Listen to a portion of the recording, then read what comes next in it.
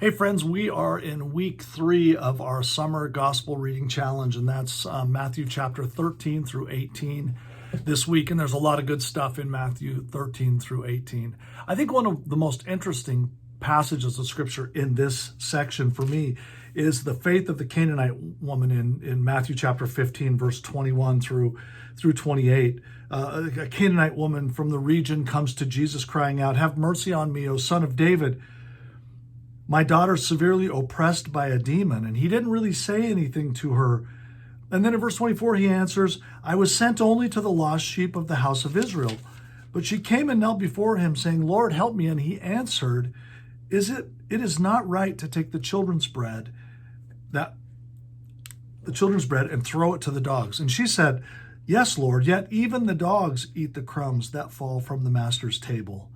And Jesus said, You have great faith, and your daughter has been made well." It's a really interesting text, but that's just one of the passages that we see here. And also in this text, he does some teaching about who's the greatest in the kingdom. And so I want to invite you to continue reading with us. Hey, if you haven't started yet, maybe you're just picking this up for the first week. Don't try to read and catch up necessarily. Just start right where we are and go forward from here. We just want to be reading together as a church over the summer and read through the Gospels. So I invite you to take it on and just take it day by day and read it. Also want to give you a prayer for the week. And this prayer comes from Augustine, who wrote back in the 4th century. And this is a prayer that comes up fairly routinely in a devotion that I listen to, and Charlene listens to, my wife, every day from Lectio 365.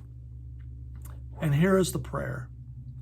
"Grant me, even me, my dearest Lord, to know you and love you and rejoice in you.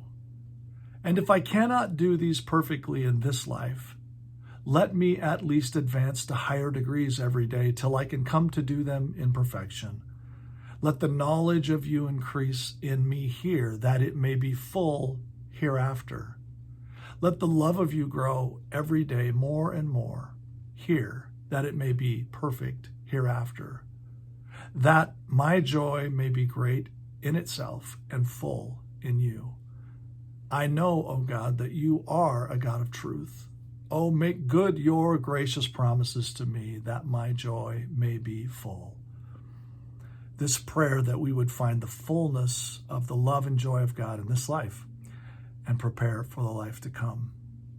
This might be a prayer that we could pray each day, that God would fill us with love for him, with a desire to know him, with a desire to walk in him more and more. God bless you in this week.